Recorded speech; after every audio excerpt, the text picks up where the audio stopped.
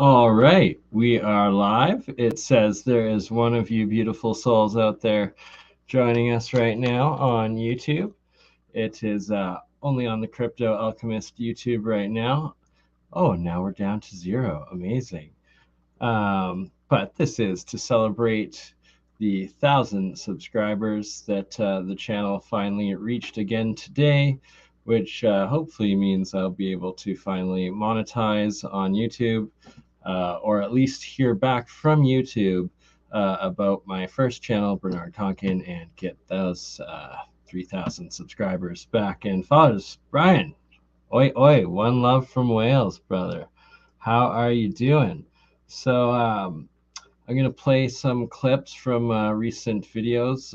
First off, it'll be me and Campbell yesterday on some key parts of the Great Wall of Tartaria. And then I'm going to play a part of Olaf Sverker's part 2 of his star forts that we're following this Great Wall of research into. And the second part goes throughout Russia and Siberia. And after that, we will also go through, here we go, and show some of the alchemy experiments.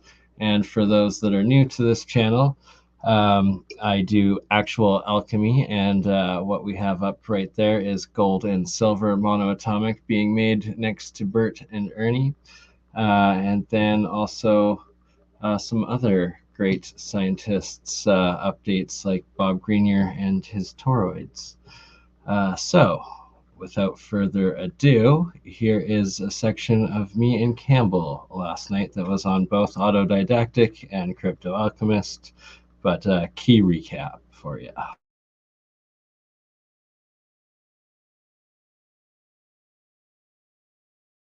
They've left this one, I guess that foundation was too big or something, but you can see the complete of the whole star, like perfectly, just in this field, just completely destroyed and turned into a field. What's funny though is like what it loaded as a picture compared to what we saw that as when it was like the full thing, and like how it like froze first and then it gave us this BS like half farmed over picture of it. It's definitely a remnants of a star fort, like topographically that's all a hill, and then the wall going down.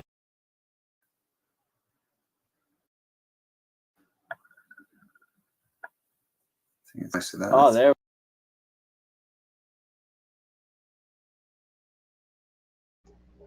So I have it paused here, and this is just a basic example of one of literally thousands of these exact same what we call star forts, but the bastion fort, literally in the middle of farmers' fields throughout Ukraine, and along this giant wall of these what are called petals, or the bastion points, that it's just absolutely huge. And what me and Campbell went through yesterday was only what Olaf shows between his two parts is that it comes up from the Sea of Azov, which is next to Crimea on the Black Sea, and then goes up the Dnieper River. And then me and Campbell took it from the middle of Ukraine, where it is by the Dnieper River, literally where like the line of conflict contact is in the war zone right now, and then start going through, I guess, northeast or just east Ukraine, following this wall going in towards Russia. So I'll play a few more minutes of this, and then I will play the part 2 of Olaf's that shows it going into Russia and through Siberia. There we go. Finally a clear image. Now you can see that we're not just making it up.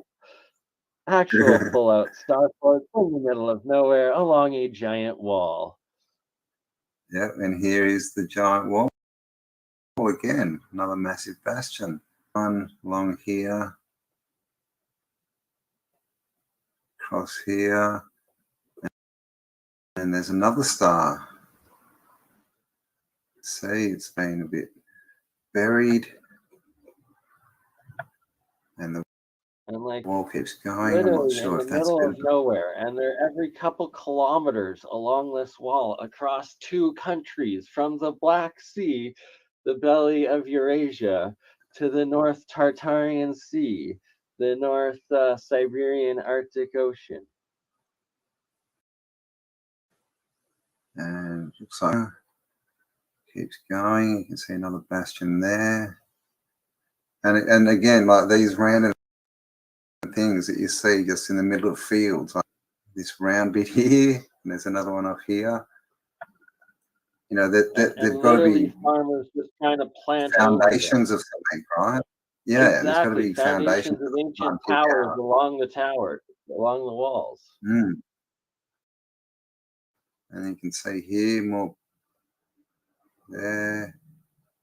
Along here, there's another one. There's another one. Along another one's just a massive wall, and like Bernie said, these bastions are every like few kilometers, just and all space. I mean, this is a good bit, so you can see a few of them now. And there you go. There's another star. Right. Like literally, just keeps going and Another going. bastion. Oh, well, what we missed on the other side of the Dnieper River of where we started out, there was a massive star citadel, and that we'll go back to it at the very end, and it showed that it was excavated out, and that it was like they were taking it apart, and it was now a giant, massive, like a stone mine, or what's the right word? Yeah, definitely. Here, this, I don't know if they've put this water in, but you can see the wall goes straight through. Quarried right out. Yeah, like, right? Yeah. And more of the bastions along the wall. Yeah. So it looks like this is the wall here. Just keeps going over and over.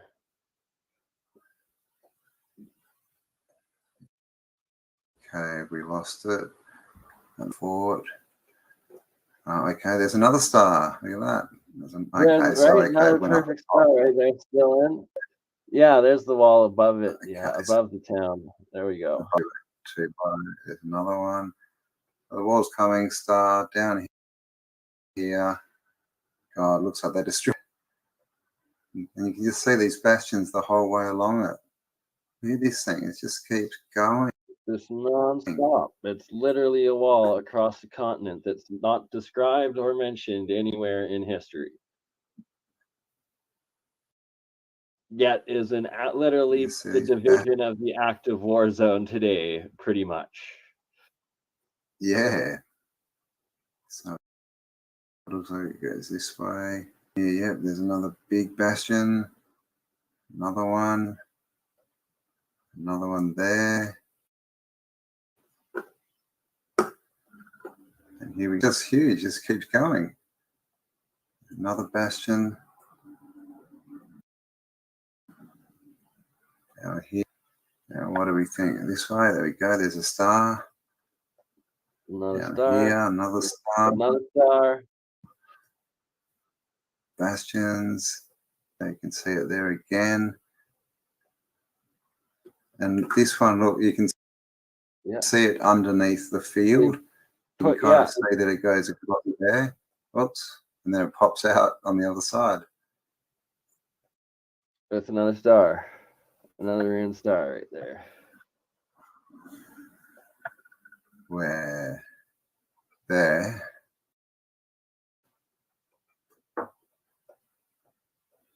Here we go, more bastions along here.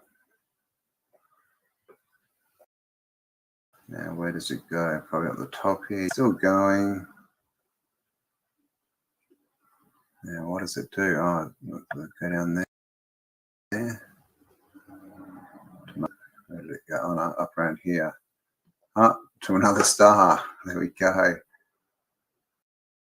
It's a nice one. Right? And it's like every time, right when you think you lose it, oh, boom, there's another. No, it wasn't here, was it? On the other, this one. That one right there. Yeah, you got it. this. So this looks, you can see just from above. And yeah, it just looks like man-made steps.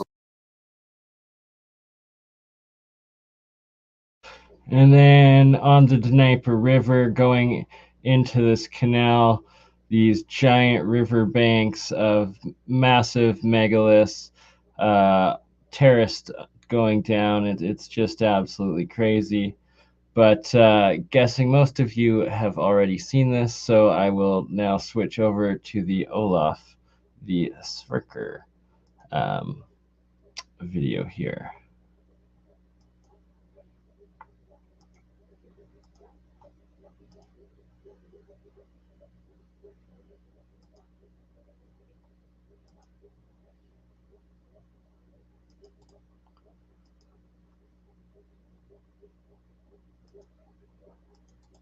First off, here's the link for the full video. Make sure to go over and check out Olaf on YouTube. Give him a like, subscribe. He's got great work. Hopefully he does more videos again soon. So right here, he is up in what is, I believe, like mid-Russia or mid-Siberia, to the northeast of Ukraine border, and like very probably a couple thousand, no, at least, actually I have no idea. Extremely far east from like Central Europe, that's for damn sure. Going into Eurasia, there we go, it's Siberia.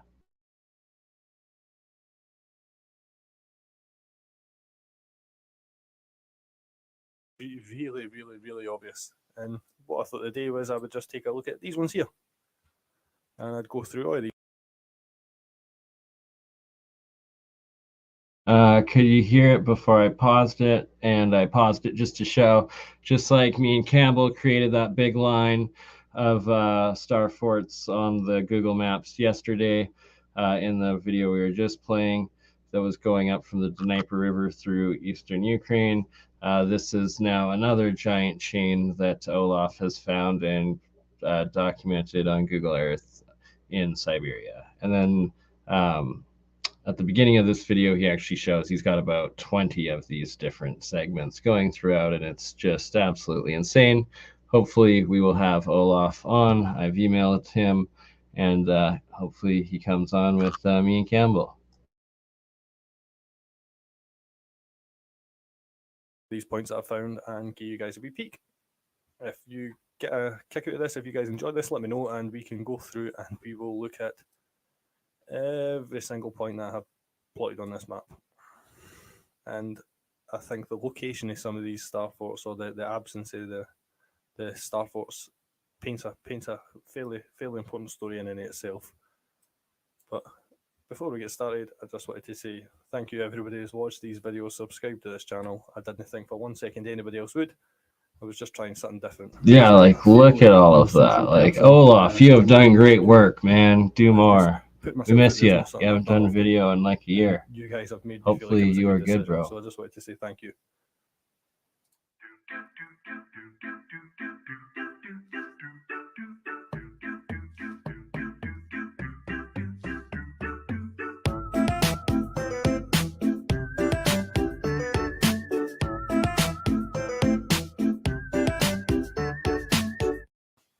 And so the very first point on this was Sarang's Star Fortress. Now what we are seeing today is not that spectacular. And next up on this, we are going to look at this right here. And as you can see there, these ones are fairly loosely scattered. This is in Saransk, this is over to the east, but they will form a sort of cohesive defensive line as we get further in. You can see here that they almost show a border, or like I said, a defensive line. So if we just look here, we will go one by one on all of these. Some of them are not that spectacular, and some of them are absolutely mind-blowing. And this would obviously be one of the less spectacular ones. well, when I say less spectacular, it's still pretty interesting to me. We can see the remains of some structures here. The right angles are a dead giveaway, but as with most of these ancient star forts, what sits in its place completely obfuscates the true history of the area. We'll move on quickly. I've not looked at this Google Earth, this Google Earth in a couple of months now, so a lot of these I've forgotten about. But here we can see, covered up extremely well. It's a rectangular structure, but there you can make out the remains of a massive star fortress. And the people living in this farm probably have no idea that they sit on the edges of these giant earthen ramparts. Again, the idea behind these videos was I spent hours poring over these maps, and I feel like a few of these, if not a lot of them, will be. But we'll carry on quickly. I don't want to spend too much time on any single one of these. I'm working up the bottle to do it. If any of you guys have ideas as to what to do in these broadcasts, then I am all ears, because it's not something that I'd be used to. If any of you guys have ideas on how to do it, I don't know how I would go about reading your comments or anything like that. Please leave a comment. Please shoot me a message. I'm sure my email is in the channel description, but feel free to contact me at any time about anything. I absolutely love being in communication. This is the defensive line, and a massive. Here we go. Sorry, I just wanted to get to the part where he starts showing the parts of the actual wall themselves and how far this Great Wall of Tartaria goes, because this is now deep in Russia, deep through Siberia, and it's the exact same wall, ramparts and all, with the same ruined star forts throughout. But it's just crazy. So now I'll let it play and stop skipping ahead.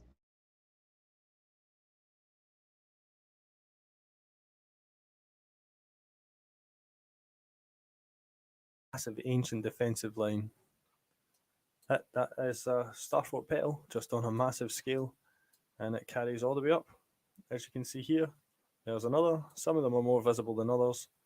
There's another, and another, and this was created in a time without tooling, without machinery, without electric batteries or DeWalt drills or diggers or dumpers or skid steers. There's another, mile after mile after mile, and another, and another, and it carries on this way for miles until we hit the next star fortress, which, if we follow this up, we'll keep following it. There's another petal, and another,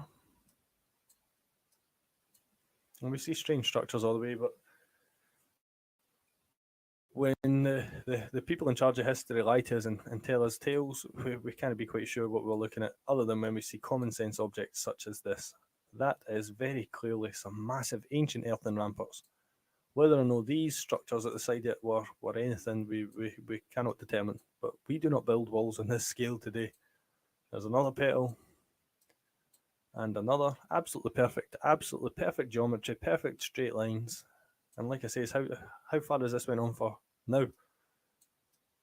And we carry on following these petals all the way up until we hit the next star fort, which I will quickly go to. And here we have. If I can zoom in, you can just about make out the remains of another massive star fort. Now, what I've shown you has not been the most spectacular examples of star forts, but can you consider for a second the amount of earth needed to be removed, the amount of construction and work that has went into what we have seen so far? And as you can see, this massive wall does not stop. It continues on. There is another petal. And for anybody to tell us this wasn't an advanced empire that created this, they're barefaced liars. Where any modicum of common sense, it becomes blatantly obvious that once upon a time on this planet there was a single unified people, and because they were unified, because they worked together, we were able to create some amazing structures. As we can see, these petals continue. There is another. There is another. And another. And even more. Now look at how perfect the geometry of these massive walls are. If anybody can point me to a wall that compares to this in modern times, other than the Khitai wall in China, and again, even then it sort of pales in comparison, but just look at the scale of this. Petal after petal after petal, and these structures are perfect. And they join all these star forts up. Now bear in mind, look, petal, petal, petal, it carries on. There is no modern explanation for these structures whatsoever, especially not on this scale. One of the more amazing star fortresses is Krasny Yar Star Fortress. You can see that today this has remained in fairly decent condition. However, I believe this is only a part of what was once in this place. As you can see, there is structures reminiscent of hidden star fortresses or covered up star fortresses, and you can see that carries on all the way to the water. So I believe that this was probably, as you see, with most star fortresses, there is a larger star and then a smaller star pointing at the bigger star. I think that's exactly what we're looking at here. But if we follow this giant wall even further, sorry, I'm not very good at Google Maps. Keep following our giant wall.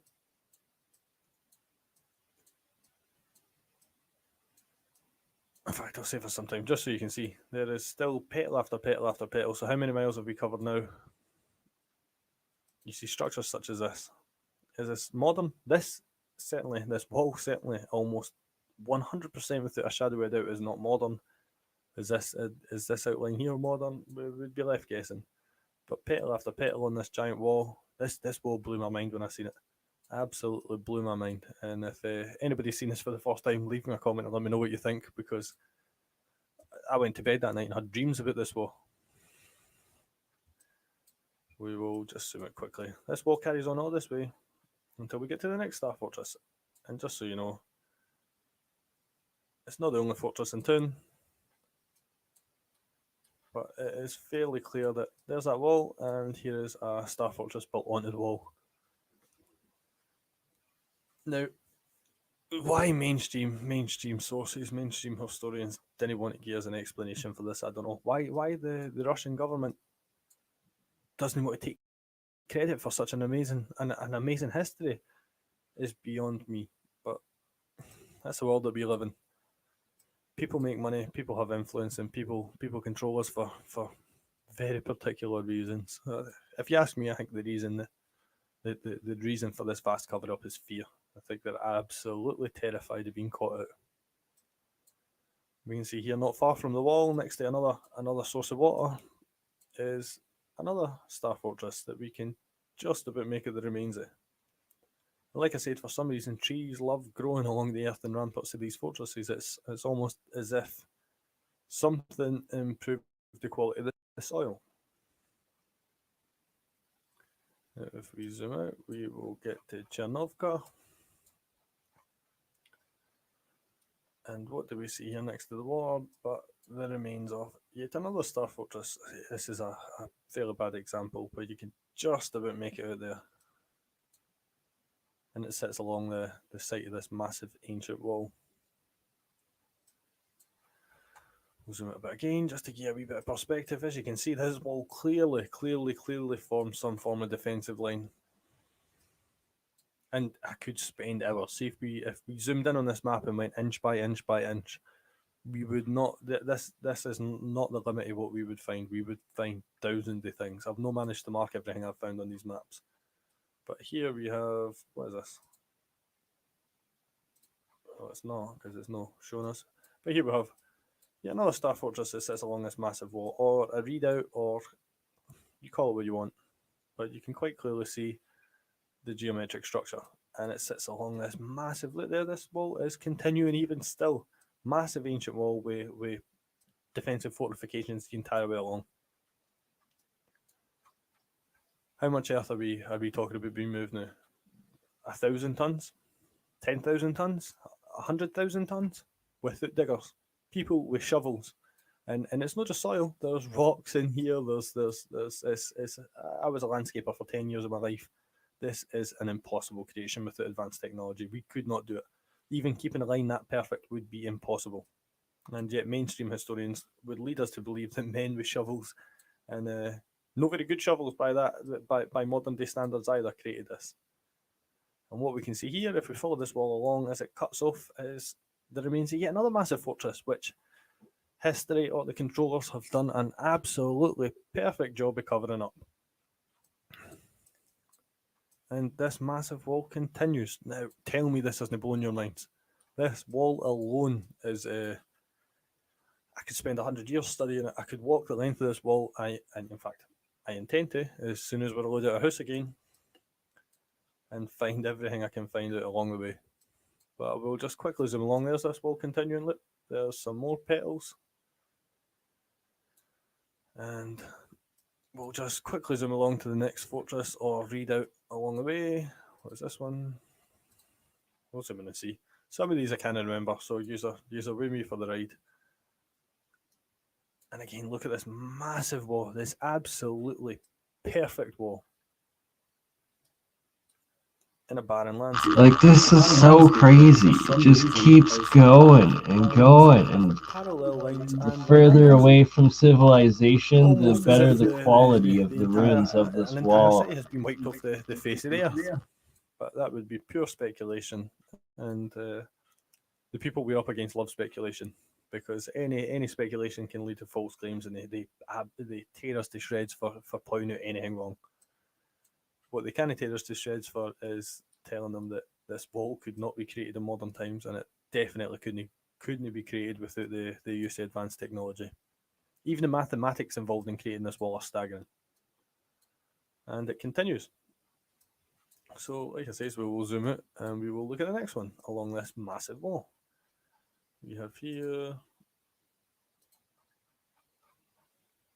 nothing much. What do we have here? Oh, another star fort. And you can just about make it the petal here. But again, how many tons of earth are we into now? This is human history that is being covered up. This is the history of people, and it's on our backs to reclaim it. It would be so easy to let all of this slip into obscurity, but we cannot and we must not allow that to happen. And again, you can see here, like I said, the trees love growing along it. Massive geometric structure, but what's that here? That is a star fort petal. You'll have to excuse me 2 seconds, guys. I've got cats going crazy again. 2 minutes. It wasn't too bad. They chilled themselves out. If you hear noise in the background of these videos, I have not only got a 2-year-old kid, I have 4 cats, used to have 5, 4 cats, a husky and a labradoodle. Because if we don't share our lives with things we love, what is the point? This, I could find no information about. I remember this one, but it's another beautiful story. Olaf dropping true wisdom. Would have taken a staggering amount of effort to create. And to modern day interpretation, when we look at this is just lines in the dirt. And again, I believe that was a readout. This is just lines in the dirt. But what effort would have went into creating this? And what is the history of this area? How many people lived here, breathed here, bred here, loved here? And it's gone. It's lost. And it sickens me. What isn't lost, however, is this absolutely massive fucking wall. And you can see the geometric perfection continues. Would we be fools to speculate that these hollows were the remains of some ancient structures? I don't think so. But let's follow our giant perfect wall. Look at the distance between these two. So we need to create this giant structure and this giant wall. We have the man-hours. Didn't even worry about it. We've got the man-hours to create this as well. Another ancient fortress. I don't believe what they're telling us for 1 second. And the history of the people in this area. Like I say again, look here. Does that look like nature could have created the lines? Could have easily been planted, but I've said it before, trees for some reason love to grow along these structures. We can see the petals here are beginning to show their age a wee bit. Trees are growing along them, but they are still fairly obvious for what they are. We will carry on this massive wall until we reach the next star fortress, or until we see what pops up next.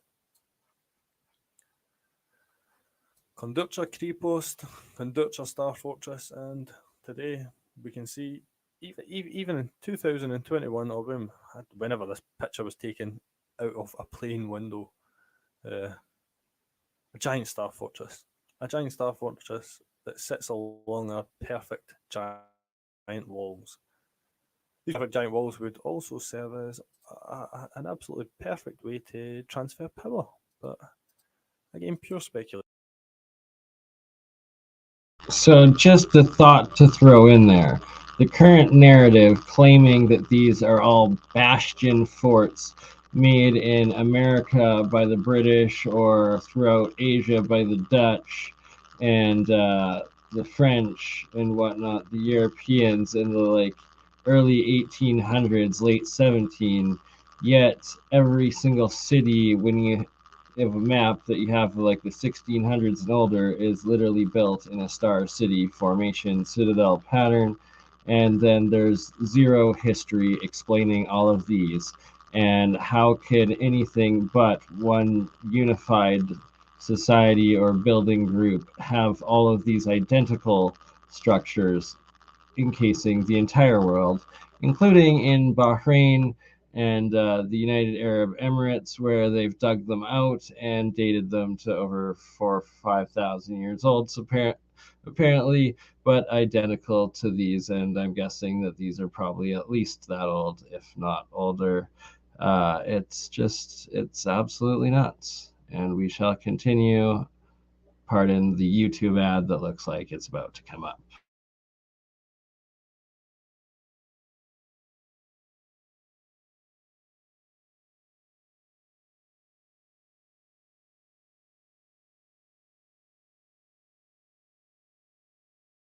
Didn't know you could do that.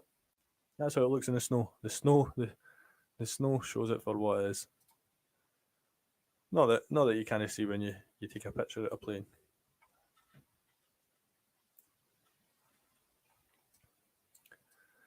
And we will carry on. This whole area, you don't need to be a genius to know that nature doesn't create lines like this, but it's so easy for naysayers and bootlickers to claim that they were planted. So we'll ignore these, we'll ignore them for what they are, and we will carry along until we get to Andreevka. And here, sitting on our absolutely perfect wall, again, still straight lines. We are now, how many miles away at now, people? And we must be in the hundreds of thousands of tons of earth moved.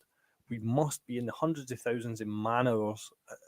There isn't enough time in the day, enough time in the year, enough years in the millennia to create these structures, unless your history stretches back far further than we are told. And another absolutely perfect geometric star fortress. And like I say, think about where we started. We will keep going along our massive perfect wall. Consider for a second how long it would take to walk the length of this wall, never mind to create it. And to create in a time without electric power tools or heavy machinery. Petal after petal after petal. And also consider for a second the need to build such a wall. Unless the threat is severe, you don't go to lengths like this. And the Zungarian tribes, we'll call them Zungarian tribes, I think everybody knows, they still exist on the face of this earth today, and they are still just as cruel in their intent towards us, but the need was there. Another petal that leads to, I don't know if you can quite make that out, the tip here, another massive star fortress. We can see where it once lay. And all of these sites sit along the same defensive wall. Here is another petal. And these people living in these towns will probably not even have any idea that they are a couple of 100 meters away from something of such historical significance. And that is because they're not told that it is historically significant. But we'll keep following our perfect ancient wall. Weathered remains another star fortress there. Keep following it. I just want to show you this wall for a second again. Think about where we started off. Still absolutely geometrically perfect. Now, I believe here, look at the water. I believe here was the site of another massive star fortress. This here being nothing more. Being an absolutely perfect structure which required thousands of man hours and thousands of tons of earth moved.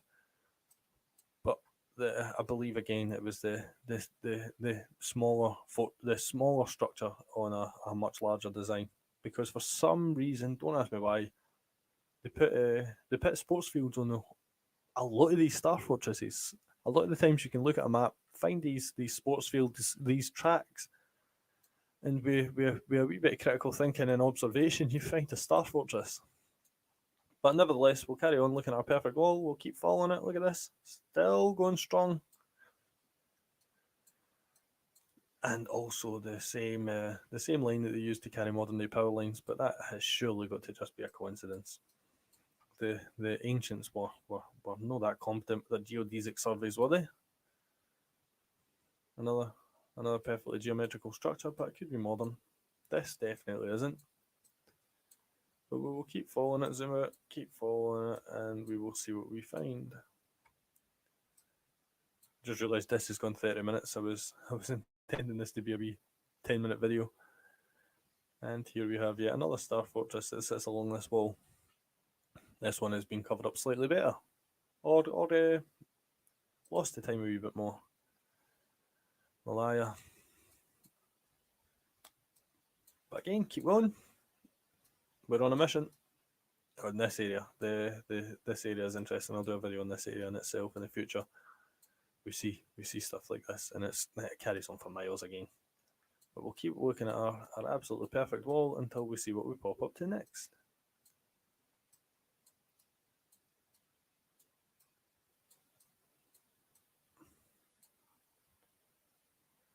And this is the last I could trace this wall. Unfortunately, it ends in Kichui Fortress. And we can see again an absolutely perfect star fortress at the end of this absolutely perfect massive wall. And although the traces are faint, there is still, you can see, this wall continued this far perfectly. And if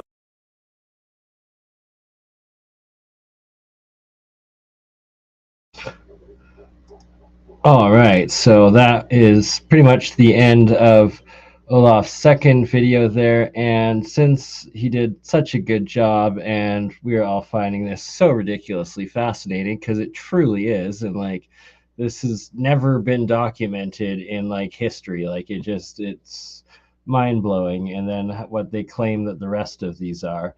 So let's play part one, and yeah, guys are in for a treat.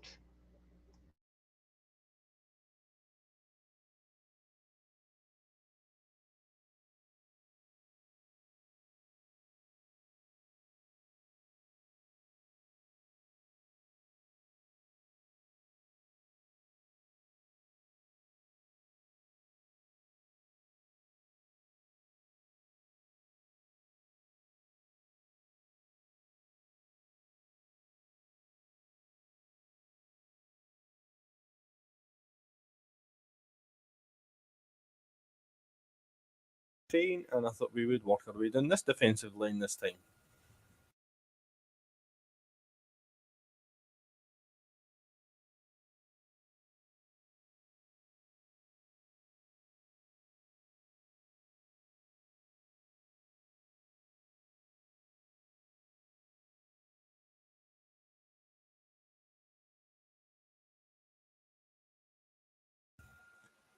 Once again, I've not planned this video in the slightest, however, we will more than likely find a fair few interesting things.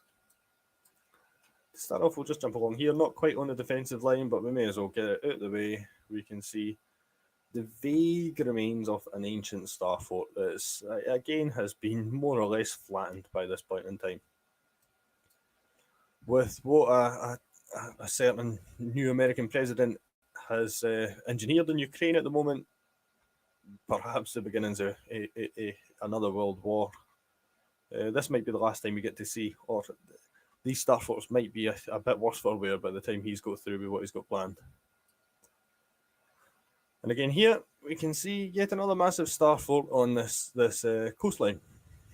Just about make out petal 1, 2, 3, 4, and 5. A massive star fort. Again, I didn't need to mention the level of effort that would have to be undertaken to create these structures, and I don't believe I need to talk about how unnatural this area here looks. I think I've spoken about enough bombardments and blasts, so I'll leave your imagination up to work out what created this scenery. Did we start off here? Have we looked at this one? Again, a more or less fairly flattened star fort by this point, but we'll get back to this defensive line quickly.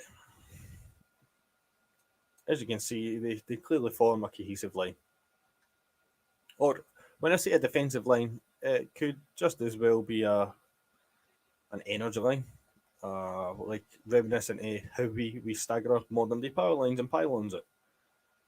So we'll start here at point. Oh, I play plenty of Paul Cook videos throughout my streams.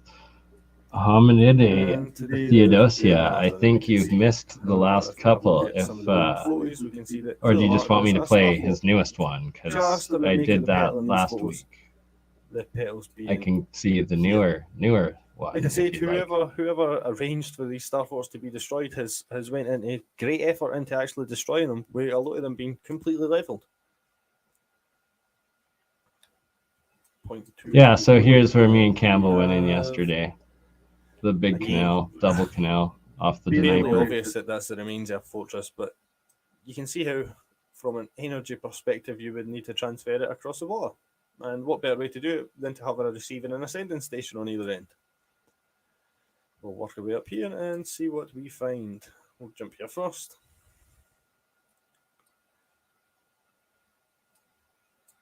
And hopefully this is no sign of what's to come in this video, because there is not much there.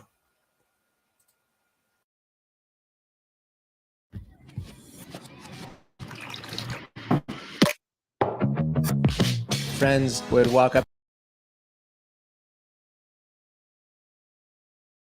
And that is a field. What is it saying? A star fort used to exist in this area has been turned into a field. Like I said, I've not looked at this, a lot of the points on this map in sometimes years, so it's as surprising to me as it is to you what we're going to find. I think that's a more honest way of doing this. The more interesting areas I have planned videos on, I have done a fair bit more research into, but a lot of these are just some oddities on the map that I've found. A couple of irregular circles, but we're back to looking at what looks like another giant wall. Exactly in the same style as the previous giant wall that we looked at. How vast would this star fort have to have been? And you can see the petals extend even to here. There is another. Now again, in the last video, this wall covered hundreds upon hundreds of miles. And I don't know if you can wrap your head around the level of effort that would have to be undertaken to create these structures. How much earth would need to be moved? And again, you can see that even though it's been built over, you can still see the vague outline of this giant wall. But like I said, we'll work our way up and see what we find. Sorry about that. I hit the pause button and never even realised. It is already 1:20 in the morning, and I was up at 5:30, so I'm fairly tired. But for as long as it makes sense, I'll keep trying to pump these videos out whilst I've got the time, because you can guarantee as soon as the kid's back tomorrow, I will be back to play Mr. Incredible, and my time will be limited again. So here we have. I'm sure some of these points have moved, because I wouldn't have marked these on the map for no reason, but nonetheless, we'll jump to the next one. Like I said, there's little to no planning goes into these videos. I pick an area that has some interesting points and I just jump straight in.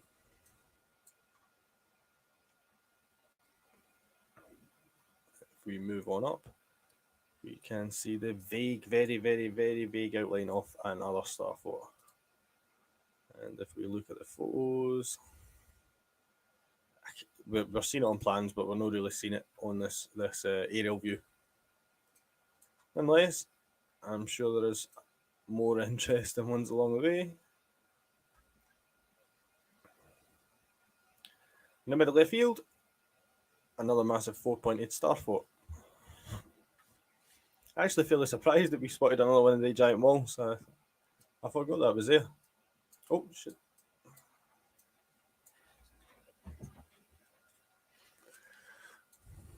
And keeping on with the direction of this line, we can see another 4-pointed star fort. Again, in close proximity to the water, and again in close proximity to these crazy looking craters. Ugh. Sorry, I just realised I burped on recording there, sorry. If this loads, you can just about, like I say, it's just about make out the outline of the star fort again. So the plan is with these videos, like I've said previously, is to let you guys get a rough idea of where to have a peek for yourself. Because when I do it, I find oddity after oddity after oddity. Like I said with the walls, in the wall that I found in this video, there is plenty to find if you have enough eyes looking at it. Hopefully this video does to carry along this theme with completely flattened star forts. At least we had the wall in the beginning if it does. If we zoom along, there is in the middle of the field again another 4-pointed star fort with some odd mound grown on it. I don't know if you can make it petal 1, 2, 3 and 4. It was the wrong picture that's loaded up there entirely. So we'll follow this line on.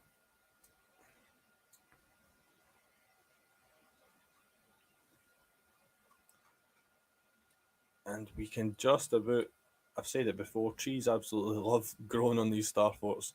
We can just about make out this petal and that petal. It looks like this was perhaps a 6-pointed star fort at the time. The peculiarity with this one is it's quite a distance away from the water.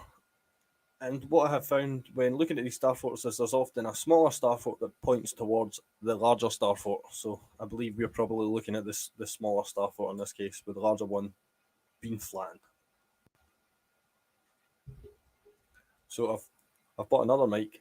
Hopefully the audio quality is slightly better. If not, I'll keep buying mics until we get there. Probably a small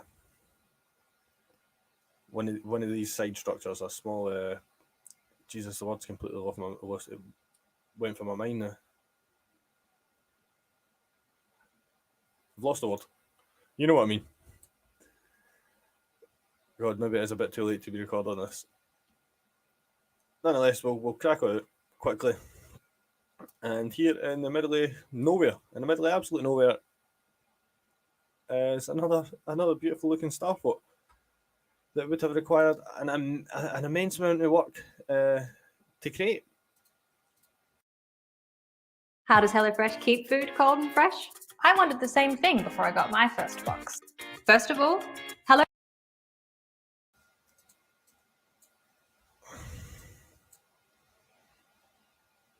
And as you can see, our wall has not stopped yet.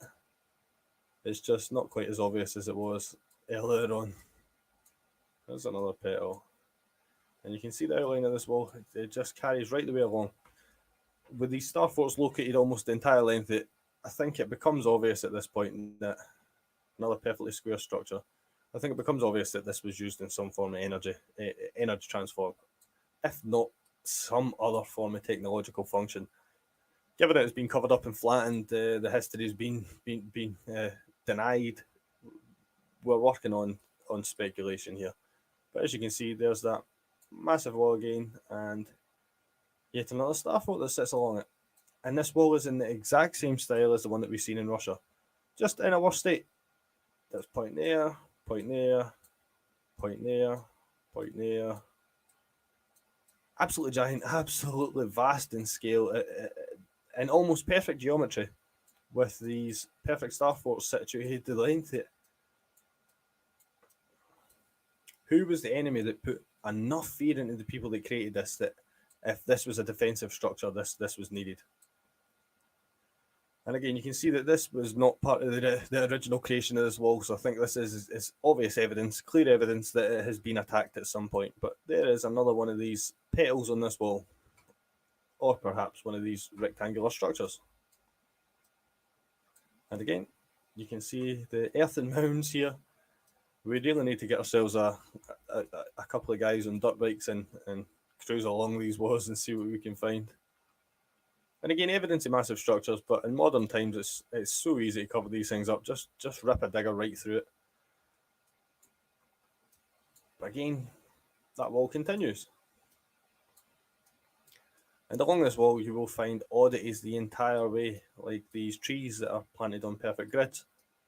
Might just be peculiar forestation techniques, but it might be the remains of something far more advanced, along with these strange circular objects. But there is more and more and more of this wall as it carries on. How many miles away it now? And many of these craters. That right there is so clearly obviously evidences some form of artillery, if not a meteor or a comet that has struck here. If you're in the area, I suggest you go have a look, because I'm pretty sure the metal from meteors is fairly valuable. Although that's not what it is. You'll find evidence of bombardments here, here, here, here.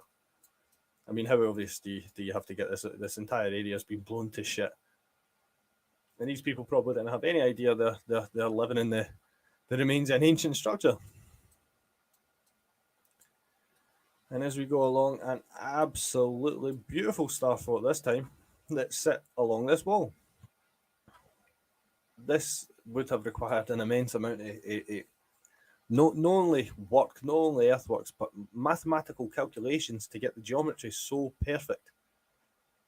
And to situate along this absolutely staggering wall. So with the last video I made where we had hundreds of miles of wall, how many miles are we getting now if we add this one in? Of perfectly straight massive earthen walls. And I don't believe the wall was earthen, I just believe the fortifications built along them were wiped out. And again, you can see petal, petal, petal. And the spacing of these is fairly irregular.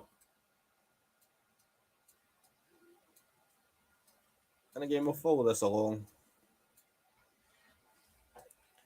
If this loads. And you can see this wall continues. Again, not quite in as great condition as the one that we've seen in Russia, but just as grand, just as vast. Until we get to this strange object. And although history has been severely unkind to it, we can make out that this was once again another massive star fort. And you can see where the wall goes. And you can see where these earthen mounds sit. And to try and justify that as some form of defense or offensive structure, it doesn't sit well with me. Again, the wall continues, and there is the remains of another star fort. You can see the perfect right angles there, and another petal sticking out. This is not a defensive structure in the slightest. And again, the same here. With this entire area, like I said, have a look for yourself and you will find some stuff. This entire area showing some bizarre scenery. Carry on, follow the wall. I don't know if you can make it out here. There's another petal, goes along to another petal, and on it is this rectangle, or the remains of another rectangular structure. With it looks small from the air, vast earthen ramparts. Again, hundreds of tons required. By the time we take these walls into account, millions of tons of earth needing to be removed. And we will carry on. You can just about make it the remains of this fortification, this wall here. Apologies, when I use terms like fortification, defense, and it's brainwashing. I use the terms that the mainstream uses to describe these objects. I do not believe for 1 second.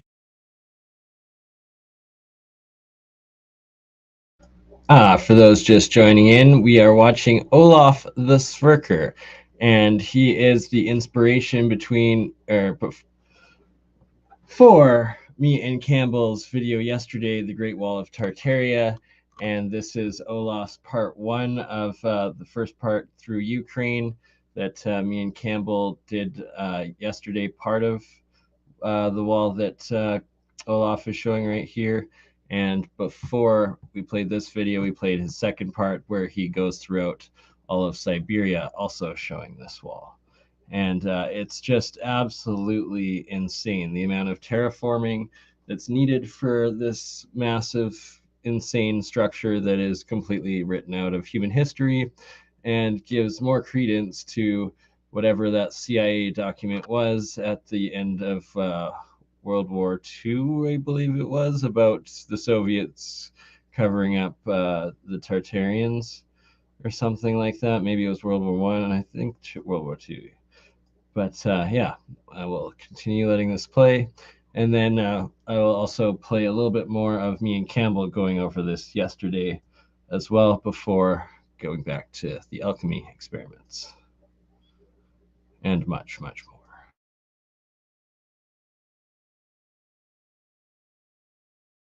And that the purpose of the mainstream attributes to these objects or structures is anywhere near the truth. So we keep following this along, and what are we going to find? The remains of another massive star fort. This time, again, it's almost been erased by the time this photograph was taken. By the time this photograph was taken out of a plane, might add, because there was not this is not satellite imagery. So we follow it along, and we find most Starfort massive researchers, we've come to think that Just it's some a sort little of one there. natural energy harvesting And the saddest cymatic part to me is that water these technology. starforts, these fortifications, Although these natural structures, they have gas no name. lines are far too Their often history also is dug lost and to seen time. coming out The people of that the lived in center them, the of people that used them, the Starforts. people that built them and designed them, their memory is gone. And we can only do what we can do. We have to try our best to try and reclaim it. But we'll carry on following this wall. You can see here that we're still on the wall because there is another petal. And obviously, being in Ukraine, it's not as well preserved as the ones in Russia. And perhaps after what's happening in Ukraine now, there will be even less evidence. But we are still on this massive wall. I love how this video is over a year old, and yet Olaf could predict, just as I had. Anyone that was paying attention to Donbass could see what was coming. But we'll carry on. You can but see if enough this of that. loads. Is this going to load? Is this me? 2 seconds, guys. I'll check my internet and get right back to you. We're back. I'll have to make this quick. Mossad is clearly trying to intercept my internet connection, and it is going abysmally slow. Slower than it usually does. But we will continue following this giant wall. We're still in the remains of this wall. It's just become more obscure and harder to see. You can just about make out these sharp points that exist on it. Just about. Well, clearly here, point. Nature doesn't form these sort of perfectly straight lines. But we'll carry it along. Look at the scenery here for a start. I've spoken about these lines in my previous video. Absolutely bizarre, but we'll not bother about that now. As you can see, we are still on this massive wall. The size and scale of this wall is absolutely staggering. How long have we been following this for now? But we will carry on. And oh, there is an absolutely humongous star fort. Just everywhere across all of Eurasia. And as you can see, this these massive wall here, not documented in history. Artificial. More Can't than covering reiterate up that the true scale of what was going on here. But again, another massive star fort that serves today. It's not been conserved, it's not been protected, it's not been restored. It's got a couple of trees growing on it. Absolutely, Jacob. Nonetheless, we will carry on our quest. We will follow this wall even further. Just about make it a petal there.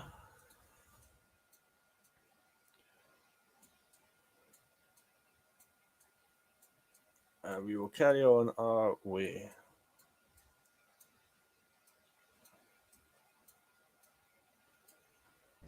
And the locals, like, they don't even know that it's there. Just like the Medicine Hat Badland Guardians that I have often illustrate and show and bring to the attention of the public of Medicine Hat by my place, just like the Nazca. Size of the Nazca lines, Medicine Hat Badland Guardians. If you haven't seen it yet, it's the picture, should be the picture of this stream. I'm going to shut up, let Olaf talk. More unusual structures.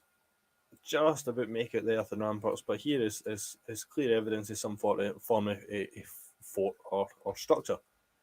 And again here. But we'll carry on chasing this down until we see yet another massive, absolutely humongous star fort.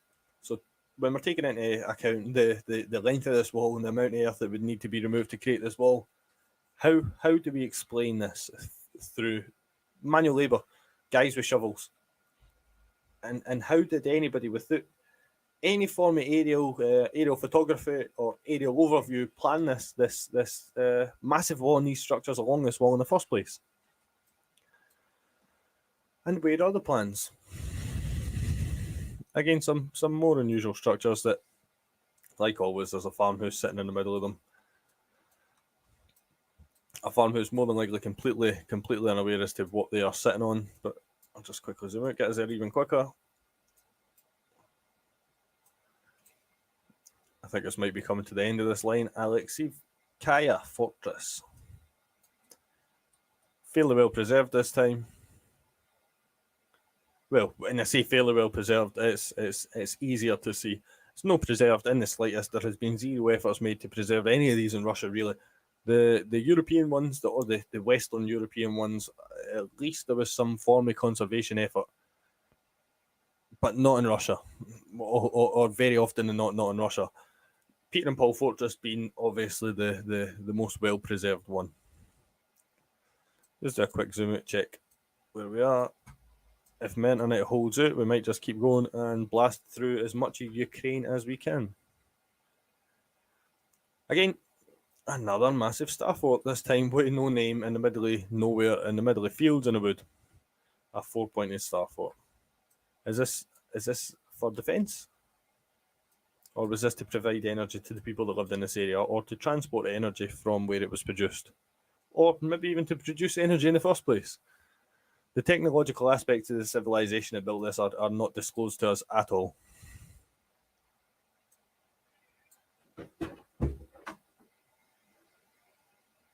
I can't jump it a bit. And again, there is yet another star fort. This is Ukraine we're in, remember. But we'll carry on.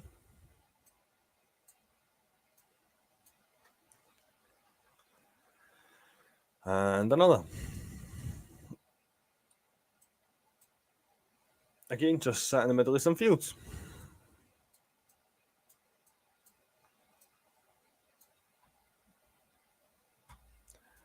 Is this the end of my internet again? I don't know what's going on. We might have to call it quits fairly soon. 2 minutes, I'll try and get us working again. Reset the router.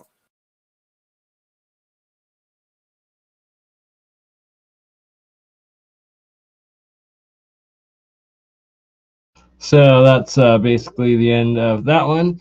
And now, just for reference, I'm going to play a little bit more of me and Campbell going over some of those same star forts yesterday. And that was at least 100, if not 200, that Olaf just shared there, that only maybe 10 or 20% of them are even documented with an official history. It's just, the more you look into it, the crazier it is. The further back you go back and look at the maps, the more it shows. And we live in backwards world.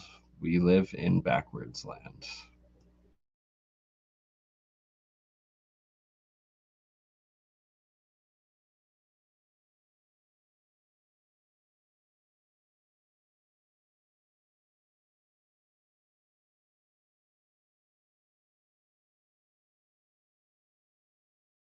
Completely planted over.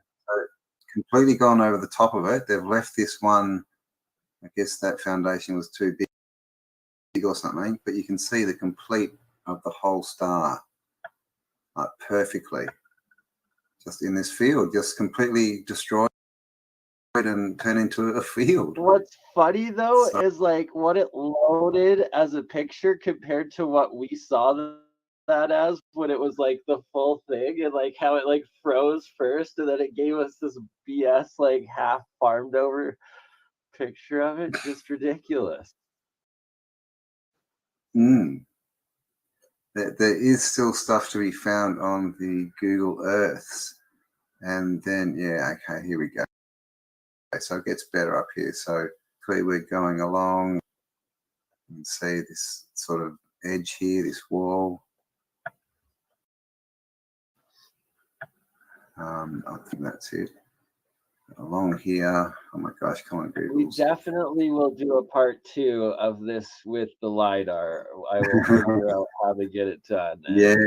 I guess that'll actually be a part 3. Like, now wow, I'll have how to do this on is the like the subject different with colors LiDAR. loading up and shit, like where they're just trying to hide it. Like it loaded perfectly fine when we were looking at it, and then it's like it blurred it, it censored it, and then it gave a mishmash and like put a fucking cornfield over that. Like that's hilarious. So there's another one. You can see the imprint just like completely just buried. And then up here, there's another star. That one's a bit harder trying to see the edges of it along here. And what's that? Hexagon in the middle? Yeah, that's definitely a remnants of a star for like topographically, that's all a hill. And then the wall going down, a couple bastions going off of it, going up along the canal there. Down, yeah. Down there. And we're still going. What do we got?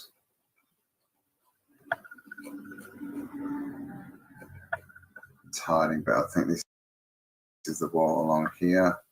Yeah, we can see some bastions there. Yeah, definitely is. It's coming up. Oh man, we have another star apparently. Is it going to show us? Let's have a look. Oh my god, once again covered in cornfields or wheat fields, like ridiculous.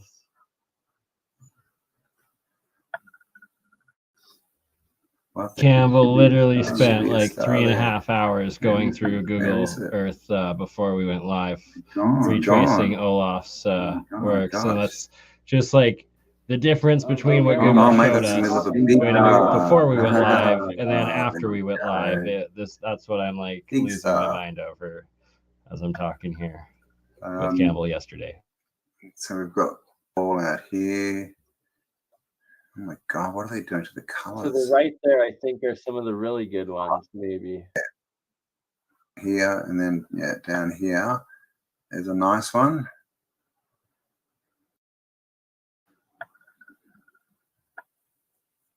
Oh, there we go. Finally a clear image. Now you can see that we're not just mixing it up. Actual full-out star forts in the middle of nowhere along a giant wall. Yep, and here is the giant wall again. Another massive bastion. One along here. Across here. And there's another star.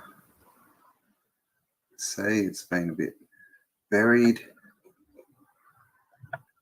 And the wall keeps going. I'm not sure if that's in the middle of nowhere, and they're every couple kilometers along this wall across 2 countries, from the Black Sea, the belly of Eurasia, to the North Tartarian Sea, the North Siberian Arctic Ocean. And looks like keeps going. You can see another bastion there. And again, like these random things that you see just in the middle of fields, like this round bit here, and there's another one up here. You know, they've got to be farmers just trying to plant foundations of something, right? Yeah, exactly. There's got to be foundations of ancient towers along the along the walls. And you can see here more there. Along here, there's another one. There's another one. Along another one's just a massive wall, and like Bernie said, these bastions are every like few kilometers, just and all space. I mean, this is a good bit, so you can see a few of them now. And there you go. There's another star.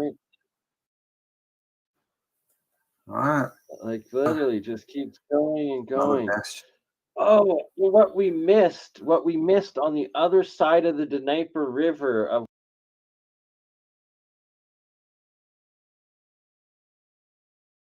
All right, so I'm sure most of you guys have all seen that.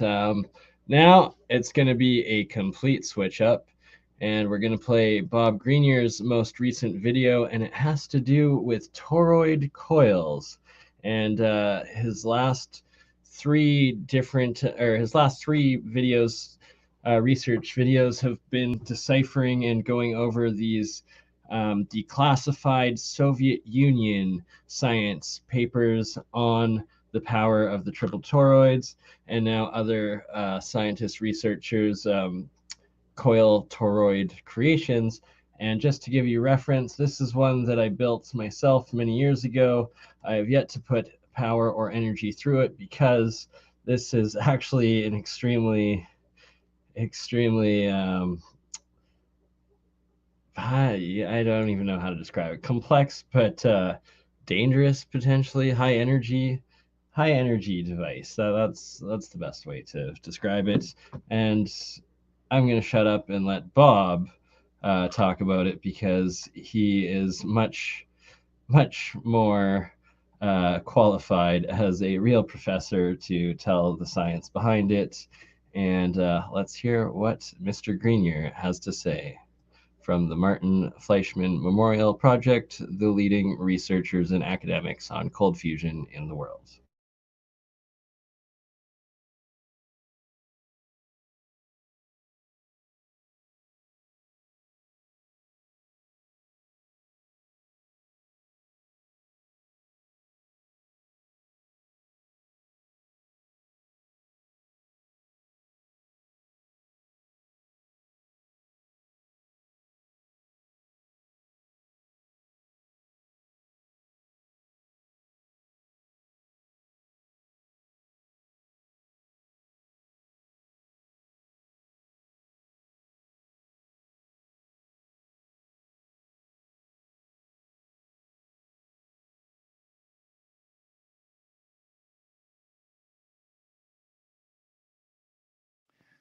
A short video on the magnetic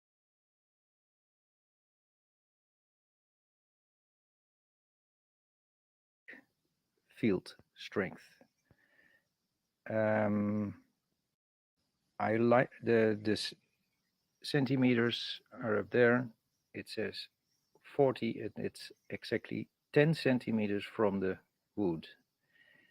I measure here now 96.3. I do it upside down, otherwise I cannot get this meter in this toroid. And when I started lifting up, you can see the field strength change. I dialed the power down to be able to read something, otherwise it goes above 100 milligauss and then it doesn't read anything.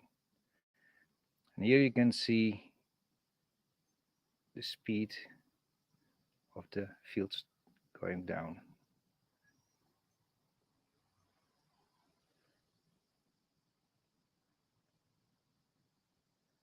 It goes up quite a bit. It goes up, up, up, till now it's almost the lowest value. It's probably kind of logarithmic scale. 0.7 is the lowest, 6, 5. And that's probably now 60, 70 centimeters high. So this is the field strength going in the center. It's going like a beam. It's very interesting to see. Because when I read it like this, it goes very high. To the coil, it's going to 1,000. Little bit off, 100 I mean. And then when I turn it around the coil, it goes way down, 20, and it's against the coil. And then when I go farther away, it goes less quite quickly. I estimated about, this is 30 centimeters from the coil. So from this I like to make a kind of field, like then I measured it from this side, the field strength on, and this is 1, and this is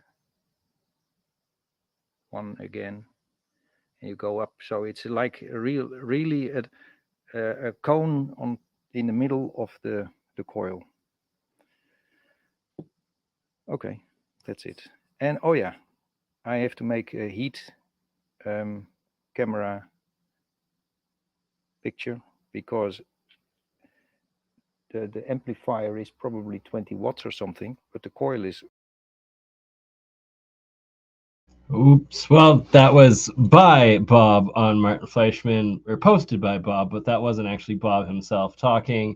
That was Janton's Hank Jurian. I hope I'm pronouncing that right. A video, I guess, Bob shared.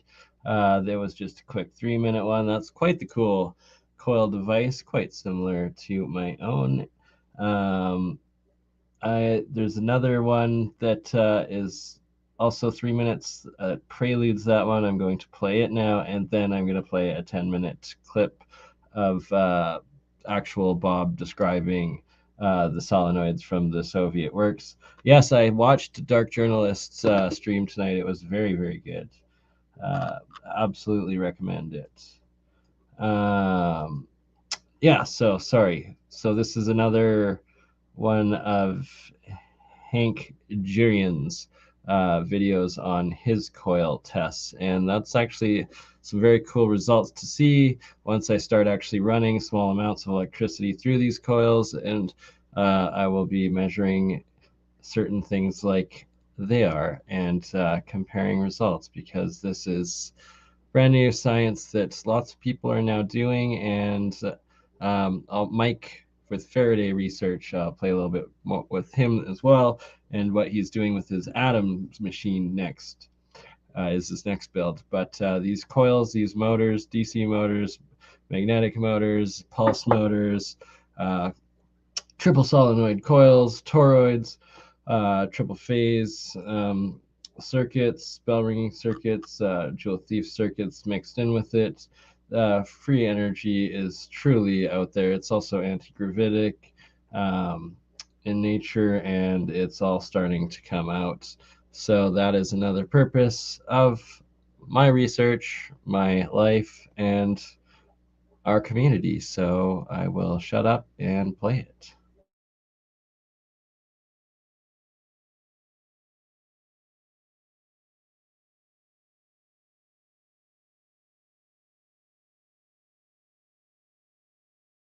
It's interesting. I think my scope, my frequency generator, amplifier, serial resistor, voltmeter, AC, and the coil, plus, that's very important, the tri-field. And now I put it on magnetic. I don't put power on the coil right now. You can, or very little. I can measure the voltage on the coil. When I put on the power a little higher, you can see the voltage going up. You can see it on the oscilloscope. Voltage goes up. I put it on, you cannot see it, 78 Hertz. And you can see the magnetic field. When I turn it down, it goes down. When I turn it up to maximum, Tri-field meter. to maximum.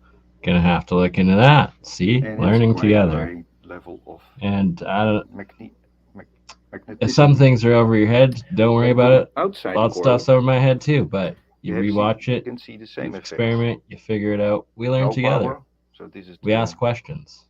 ambient magnetic field. When I turn up the power to maximum, it's going up a little bit. So on the outside you have the magnetic field, but inside you have a very strong field. But then electric. when I put it on electric, you have a field inside. I should not touch the machine, otherwise it goes up. Magnetic field is a little strange measuring it with this device. When I put it outside,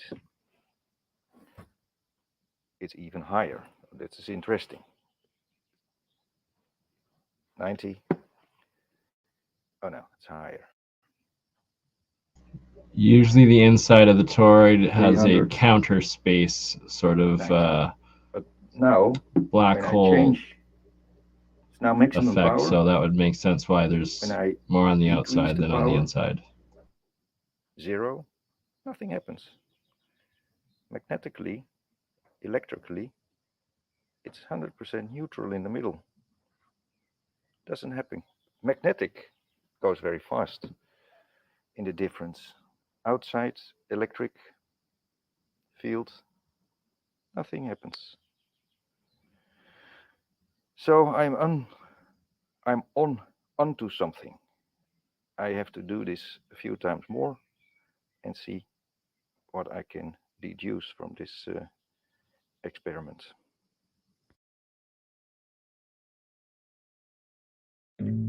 Introducing. All right, so that was Hank Jennings, I think, on the by Bob Grenier on the Martin Fleischmann Memorial Project channel.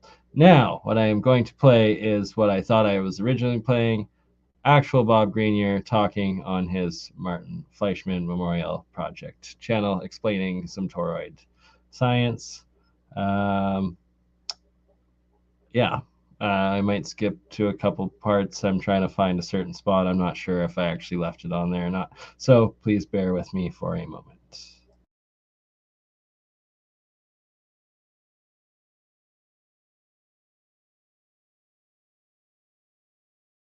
Normal electrons that we all know and love. So yeah, and so this is the second level. So this is actually, it's a 3 level, but the initial level is level 2. So this is actually a 4 level, and this is a 4 level as well. And you know, that's it. The universe is this simple. It's this. The whole universe is this simple. It doesn't, and it's even simpler than this because you don't need to have 48 around there. You can have 24. You can have 12. You can have. I think we'll be able to describe. It's basically anything from 2. It's 2 upwards. It's n, and it's n on every level. So you know, the simplest one is as I showed you with this image here. This is the simplest one. Thank you to the military people or the aliens that sent us this image. It almost doesn't matter because this was a fundamental moment in my realization process. So thank you to the people that made this crop circle. It was absolutely critical to my understanding. Absolutely critical.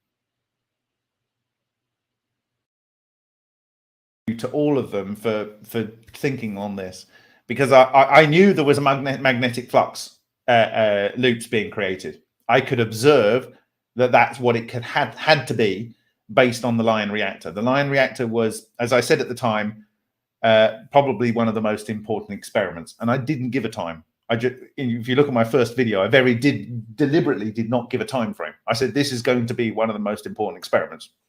End of sentence. And I believe the Vega experiments that Henk did with this valley, again, the evidence is just slam dunk in my view. It verifies everything and clarifies and extends the work of the electronuclear collapse of Takaaki Matsumoto. And I can't wait to sit down with this guy and just show him the one-for-one, things that we've done and that clarify where he interpreted it differently and stuff. But it's all of this is only possible because of courage of people like Matsumoto to go out and publish just what he saw. Because nature is telling you the answer. You don't have to calculate it. It's telling you the answer. It's like that's what happened. Now go and work out how it happened.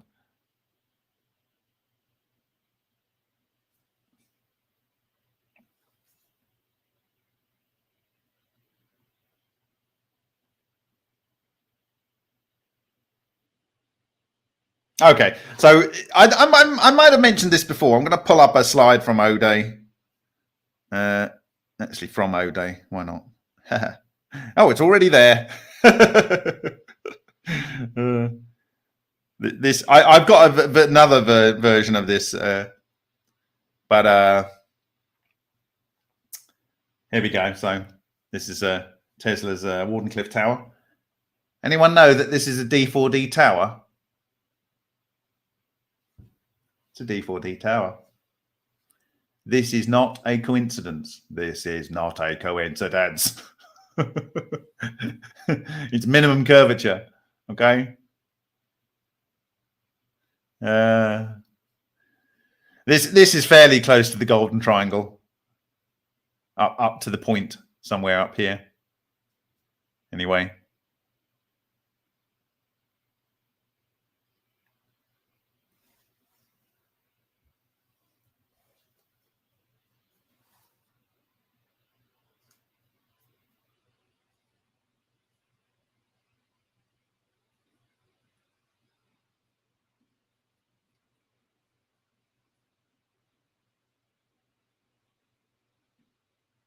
There's another O'Day slide.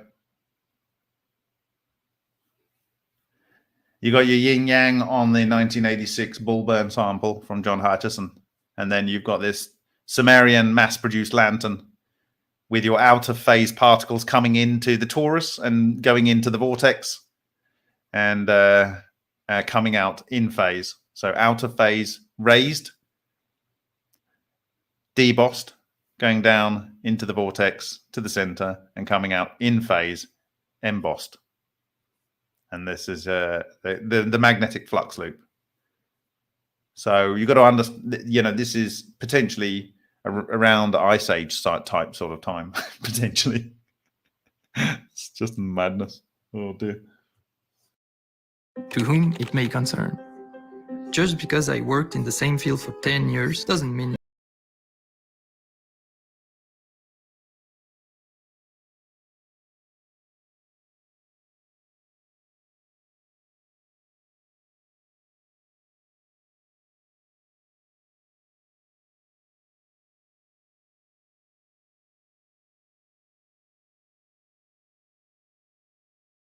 Oops, sorry, pardon that. So that's enough of Bob for today. Next, I am going to share our good friend Mike from Faraday Research, his most recent video, and what he's going to be building next with the Robert Adams motor build, which he's saying is kind of like combining his pulse motor, or the Jared Morin, with the Don Smith spark gap, if I understood him correctly. Hi, Marami Girl. Welcome. Thanks for joining. Yeah, so let's check out Mike's most recent work.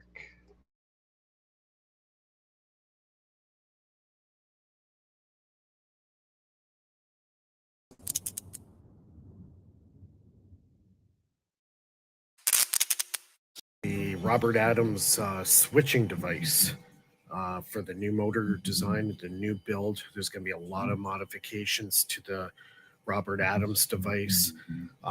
Just to kind of let you know what I'm up to here, I'm working on a circuit triggering mechanism. So what I did was on Amazon, I purchased these 555 timer circuits. So I hooked it up, and I also got the mechanical switching. So there's going to be two of these switches, I think, are going to be happening in the new design.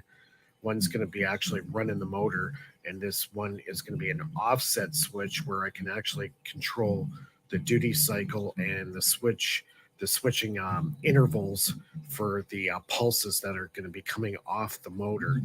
So I got an idea of how I'm going to configure this, but we'll see what happens.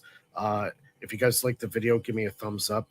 Bottom right hand corner if you haven't subscribed to the channel, and all my links are in the description below for my PayPal donate, my Patreon page, where I put all my schematics, all my designs, everything is in the Patreon. So if you're wondering what I'm up to, it's that he's combining so many different ideas, and each project, right, it's like we each take something from it. So don't hesitate to become a member. I love Mike. I love what he's doing. I don't agree with everything or the ways yeah, I'll just do a quick little demo. To each their own, and the relay I love working switch with that them I and use in learning my with pulse them. motor, So the mechanical switch, we do have some Robert builds Adams together talks about this that we're going to start extensively doing in on his writings. Sundays, every second Sunday. Without the mechanical starting with switch, the Jewel you can't do Thief proper battery circuits, which charging. is one of the most So this is going to be a very, very common ways important of actually component harnessing to, a little bit of over Unity energy. Now, and for the motor I'm itself, be doing the who Mega knows? output. I might even go with a MOSFET and get that motor spinning a lot faster, and then offset the back EMF with this switch, where I can control the duty cycle, the speed of the switching, how fast it goes, and I can control the intensity of the back EMF coming off the motor itself. So we'll see how that plays out. I'm just toying with the circuit right now. I'll just turn it on, and you can kind of see how things work here. All right. So now I got full control over this now. So it's switching. And you can see the light pulsing there. So I can control the duty cycle and the actual pulses. I can adjust it, but it's a little hard to do holding a cell phone. Yeah, it's a little hard to do it. But you kind of get the idea. So I can control that intensity. I can make this go a lot faster. So yeah, that's what I'm up to. It's kind of a short video. Just want to keep you guys up to date what I'm up to, and what I'm doing with the Robert Adams build. And all right, so that was a quick update with Mike. Next, I'm going to play a quick update experiment that Jeremiah, Join the Technicians, posted on his exotic propulsion YouTube channel earlier today, and it's creating ball lightning, easy type of plasma ball in the microwave, I believe. Let's take a look and see.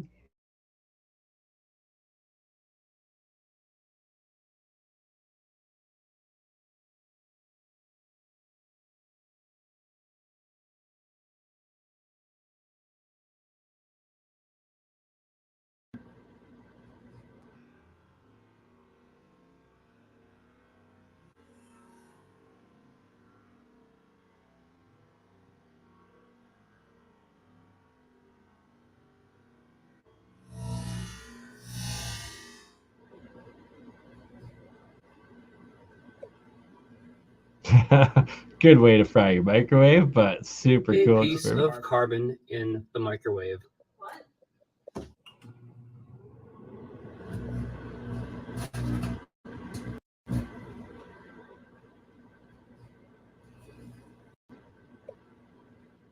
A piece of carbon in the microwave.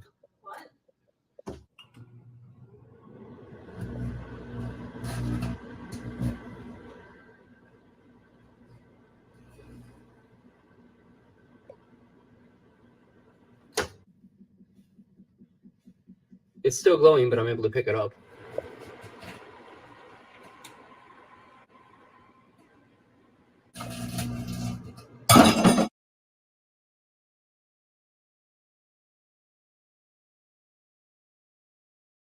That was good. The microwave was fine. That's actually impressive that it didn't damage the microwave. The coffee cup was not.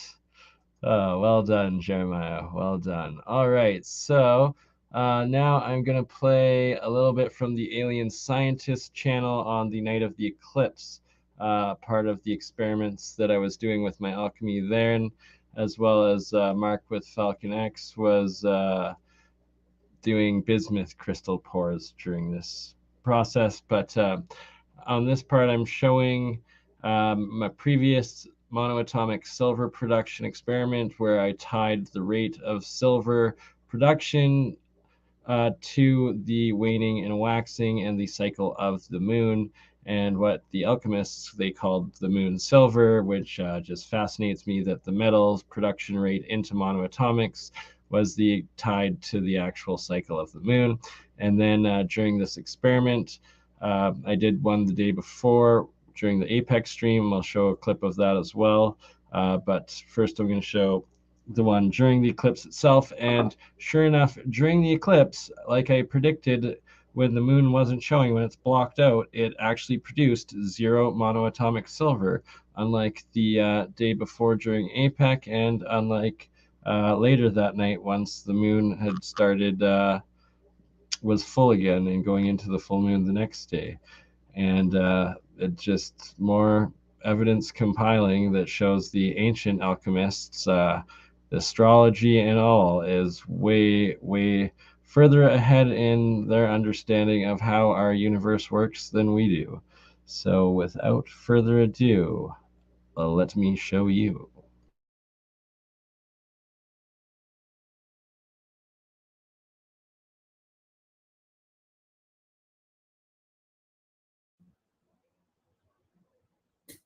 Moon, and when it's a full moon, it's making a big cloud of the pure white single atom monoatomic. And the far left picture here, where it's producing none at all, just some of the oxidized silver oxide particles, was when it was completely or waxed out, where you could not see it at all, see the moon. So yeah, I'm gonna set up the experiment to make more again right now as the eclipse is going on, and see if it cuts out or if the rate has any noticeable change from the rate it was yesterday that I was making during the Apex stream, as well as before and after the eclipse tonight.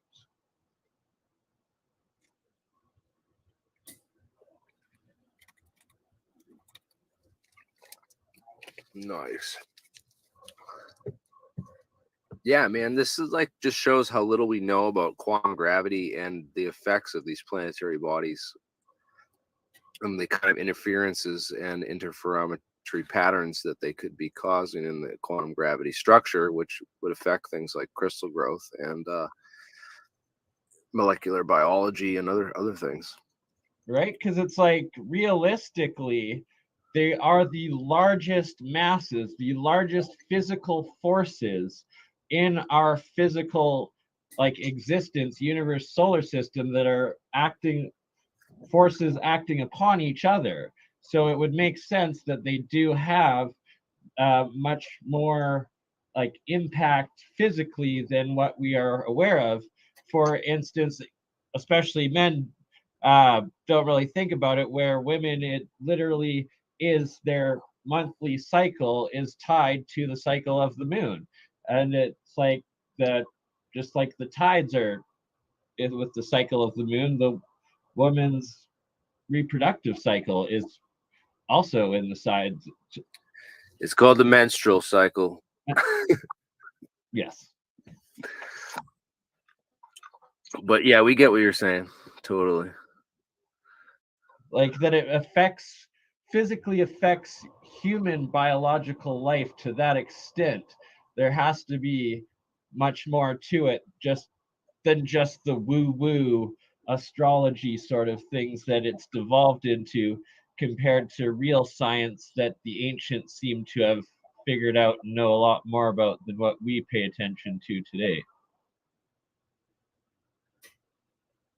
Yes, get ready for the hyper periods because of the eclipse. Oh, jeez.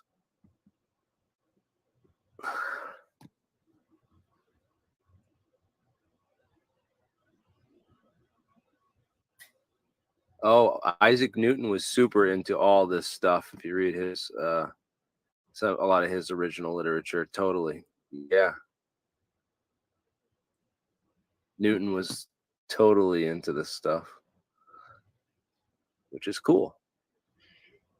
Right? And that's actually where Isaac Newton's alchemy writings is where I what got me into studying alchemy, and most of my discoveries are off of reproducing different alchemical descriptions of Isaac Newton's in his recently declassified and released Alchemy, and it was Alchemy and not religious, dogmatic, maybe it was called, or something, writings, but it just insane amount of information in there that's been suppressed and hidden for a couple of centuries.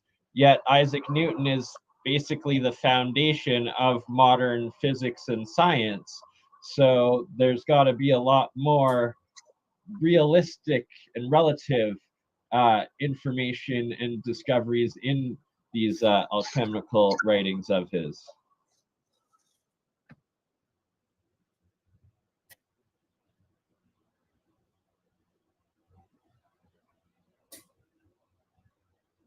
Mark, how's it going over there with the bismuth smelt?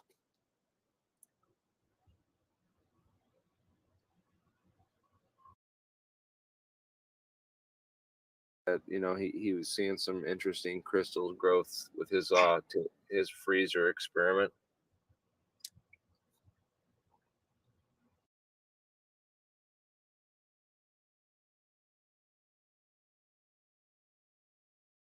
All right, so that was good on that one. Now I'm going to play a clip of me making the monoatomic silver and gold the night before, after the apex stream, and while I was looking through the telescope at the full moon.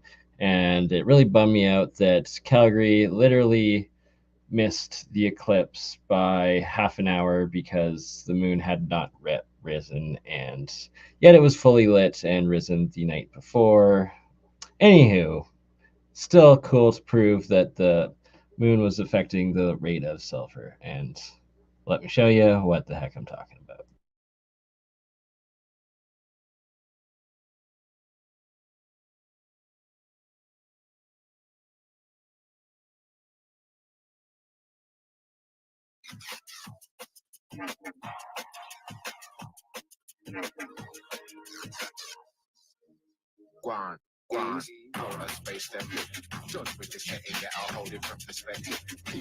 So as you can see here, how it's all cloudy and being formed, and there's actually this monoatomic silver, and on this left side, on that day was gold on gold. I also made the pure gold, and that's why it's more gold, but at the bottom it's still settling at the whitish gold, beigey, and then in the center one it was making the cloudy, fluffy, pure monoatomic silver there. And yeah, and that's some Filthy City, Dirty DMB I have playing in the background. Going to be doing a lot more live concerts as well coming up over the summer, and festival season, and the Science of Sound series. So I guess maybe I will end things tonight with a clip of one of the Science of Sounds, so you can see what you have to look forward to. But before that, I'm going to let this clip play and show you my telescope and the moon.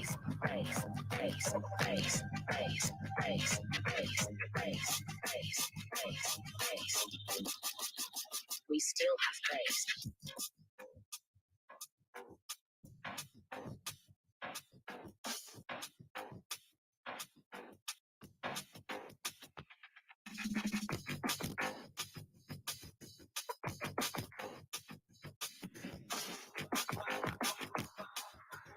Legal rage should stop being illegal.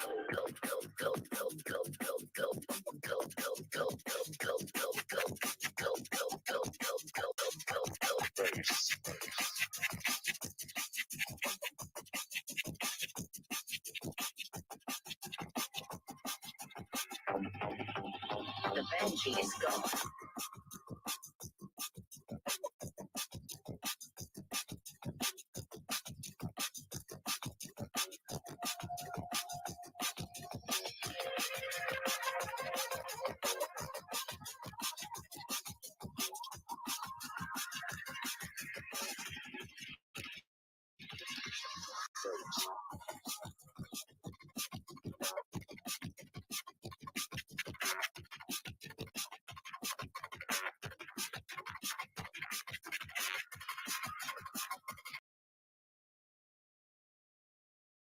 Right, I forgot. Also, meant to share, and I will share first clips of the APEC session that was Saturday that I had the monoatomic gold produced and the beginning of the monoatomic silver production. And might as well share that right now too before we go.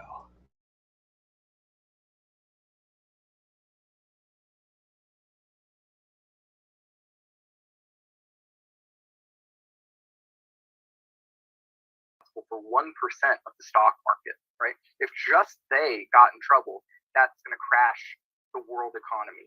Not to mention the DoD is responsible for 50 cents out of every tax. Worse.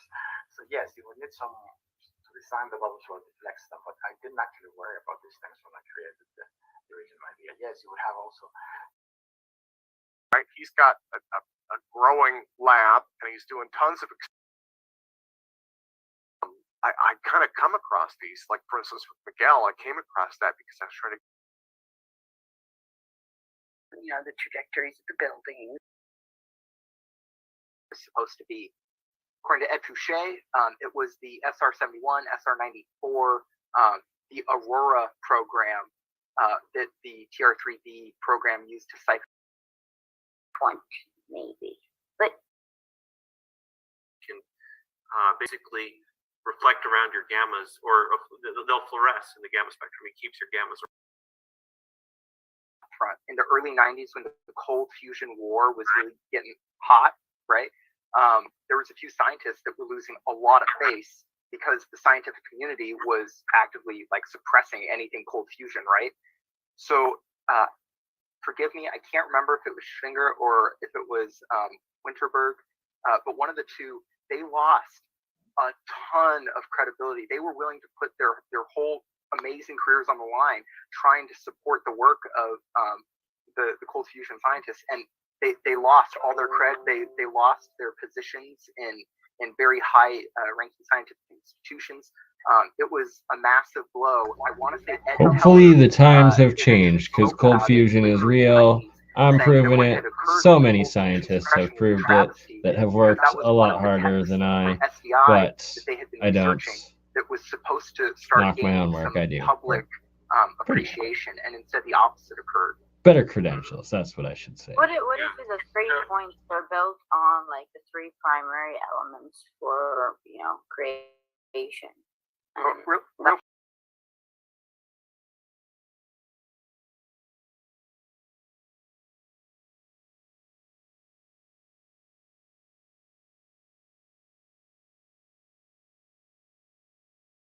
To say anything about this idea, I want to share an epiphany I had recently so that you can all like entertain the idea and take from it what you will. Wow. To figure out, because if there isn't a Manhattan Project going on right now, there damn well should be. And there's no one better qualified to run it and start it and operate it than this community right here. So get in touch and let's do this. And yeah, Doug, one thing, Crypto Alchemist just joined Bernard, and there's an eclipse coming up on May 15th, which is that 3-body planetary alignment. And I know that I wanted to know if you'll be running any experiments. Yeah, absolutely. And through like my research now in the ancient alchemist science and the astrology aspect of it, I'm going to try to go out to there's what's called Canada's Stonehenge that I've seen that have that, and all provide one function. So you're actually a shaman or like a witch doctor or a Buddhist or a Tibetan monk, like a player in part of the collective consciousness. You kind of give your consciousness up to you can you can provide to that consciousness by allowing Jeremy, it to do you live in mind? your free will.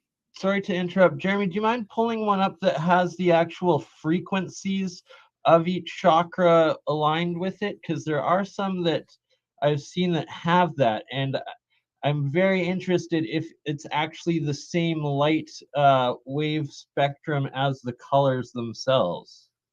They are. The colors themselves are what allow you to bridge. So like when you think about the third eye, what they don't teach you is whenever you're doing these meditations, you're supposed to imagine the toroid shape, right? Like you were talking about. Well, the body mimics the planet's ionosphere.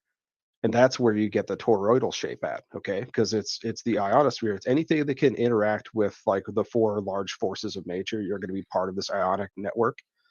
And when you think about the connection through your palms, like Buddhist palm healing, it's through the green, the heart chakra. It's your connectedness to everyone else. So you can make this big network. And that heart chakra even is the symbol of the Star of David, or like the overlapping tetrahedron in a three-dimensional shape. And if you look at like the Merkaba, or like the chariot of ascension that's mentioned in the Kabbalah, the mystical interpretation of the Tetragrammaton, Old right? Testament, it's actually a 3D fractal landscape generator.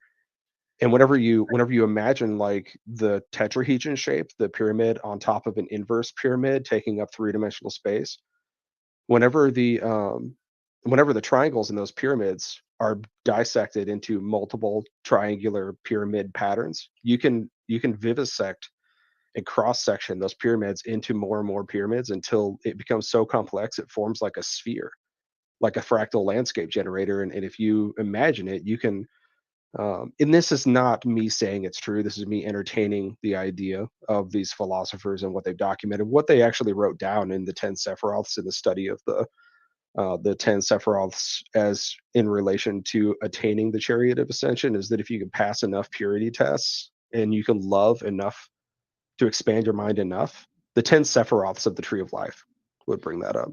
So those, you were saying that those are the spectrum of colors, and then that those were also all of the solfeggio scale frequencies too. So is each color of light actually one of the solfeggio frequencies? Actually, if you want to get down to it, I'm gonna have to like send this to you from my phone. But yeah, I could try to. Any of you have a way I could send you something through social media? We can post it in the private chat, and then we can open it up. Okay. And well, it's also fascinating and a coincidence there, as you see Tesla's 3, 6, and 9 as the base, the medium, and the crown chakras too. Yeah. 3, 9, 6, 6, 3, 9, and 9, 6, 3 there. That's So those 3, 6.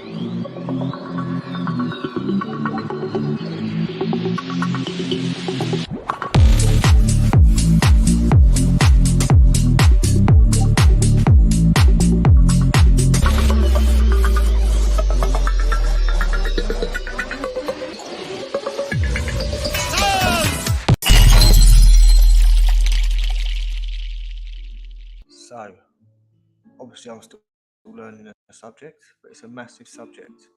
What I do know so far is that it was an Can you hear the sound? It's time for a Brucey bonus before we go, as Paul Cook says. region, and all modern maps have had it removed, taken away from there. And I believe it was the largest empire to exist, hence why it got wiped out. Because these guys seemed like they were doing stuff right.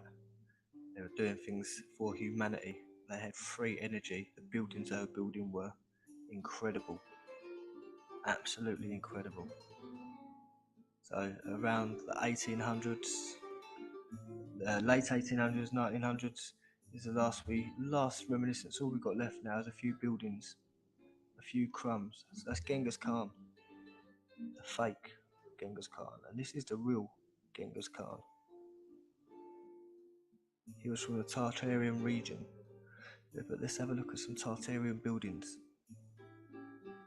Hopefully this will encourage you to do your own research. So these now are probably used as mosques and things like that. But these are proper Tartarian buildings. And Muscovy and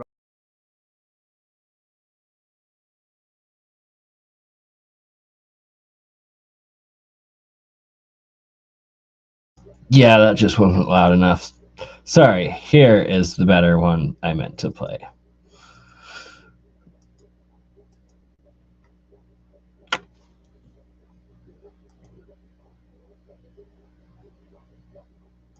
fine and dandy. Just going to get straight into this one. It's what is star forts and star cities in under 5 minutes. First things first, I want to clear something up. They say bastion walls were invented for impact of cannons, but cannons weren't around until the 13th century. This star fort was around 4,000 years ago, so that squashes that. So let's just start there. It was not designed for impact of cannons. Now, list of bastion forts. Let me show you how many there are. There is a tremendous amount of fortifications, or star forts, or star cities, or whatever you want to call them, all around the world. All around the world. They've all been dismantled and taken apart. Some are still there, and we're still finding some now in the Amazon, in Africa, and stuff like that. Scrolling through, this is what's been recorded so far on Wikipedia. So there is a tremendous amount all over the world. Now let me just tell you another little thing about these star forts and star cities.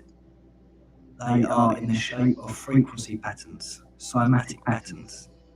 Don't know if they're generating or harvesting energy from the water or the earth. It's doing one or the other. This is what we're trying to work out. Let me just show you some clues. So inside these places, you'll have cities, towns, cathedrals, people living. They'll be underground. I mean, look at this. Look at this compared to these pictures. You know? But I digress. Nothing to do with war. Okay, they were frequency patterns. Now, I spent a lot of time in Malta. Well, 2 years in Malta. And this is where I've become awake of these star cities. I've done a lot of stuff underground, and you can look at my channel and have a look at all the stuff underground. They are megalithic. They are megalithic. Older, as old as Baalbek, and I've got it all recorded. Check my videos out. But here you can see, this is what I'm just showing you. You pick a town or a city, an old city, and it would have been a star fort or a star city. Prove me wrong, please. I urge you to go. Exactly what I was saying. Oh, shit. Sorry, the sound should be better. Everywhere. Frequency patterns everywhere. Okay. And I actually lived here. Right there. So I lived in the star fort for 2 years. And I managed to get inside it and go underground at least 4 levels. So anyway, like I said, quick crash course.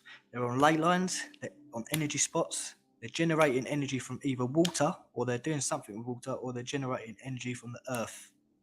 They're not in history books. They've been taken out for some reason. I don't know why. And we've used them as forts for war. Now, let me just give you an example. This is Amsterdam. Now, this is Amsterdam now. Gone. You get me? Finished.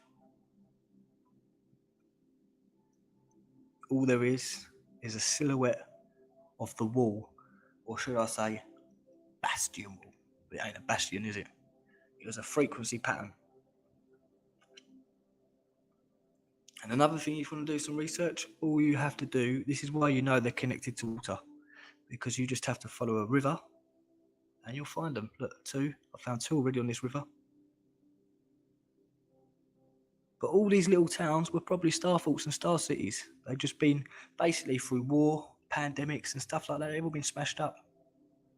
And you wouldn't even know what you're walking around unless you did an aerial view of these things, because they're so big.